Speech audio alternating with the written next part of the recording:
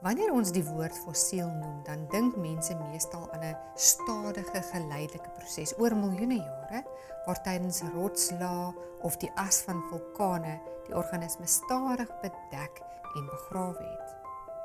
Nou as dit waar was, dan moes dit 'n absoluut wonderbaarlike gebeurtenis gewees het, want hoe kon dit stadig gebeur het sonder dat die organisme ontbind het of geaas is?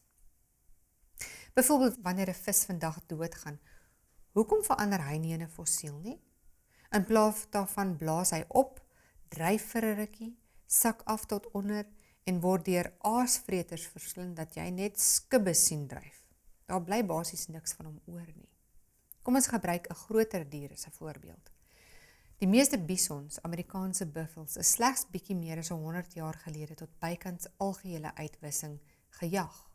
Waar is hulle fossiele? Wat het met hulle karkasse gebeur? En wat net 2 generasies gelede in ontelbare getalle oor die Amerikaanse vlaktes versprei was? Dit het skaars 'n spoor gelaat, die vleis is opgevreet en selfs die skelette het verdwyn. Dis duidelik dat hulle grootte niks te doen gehad het met die feit dat hulle nie gefossileer het nie. Daar's 'n enorme groot hoeveelheid gefossileerde plante in die sedimentêre laag en tog, wanneer 'n plant vandag doodgaan, selfs 'n reuse redwood of 'n krummetartboom, dan word hy met verloop van tyd maar net weer stof. Hoekom verander die plant nie in 'n fossiel nie?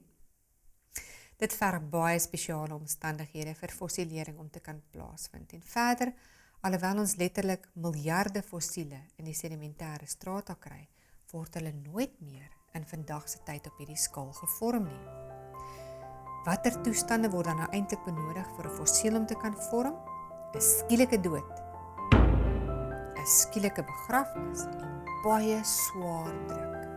Die druk is nodig sodat geen suurstof teenwoordig kan wees nie, want as daar suurstof was, sou die organisme verrot het voordat dit kon fossileer. Hoe hoër die druk, hoe vinniger sou die sedimente waarin die organisme begrawe is, verhard het.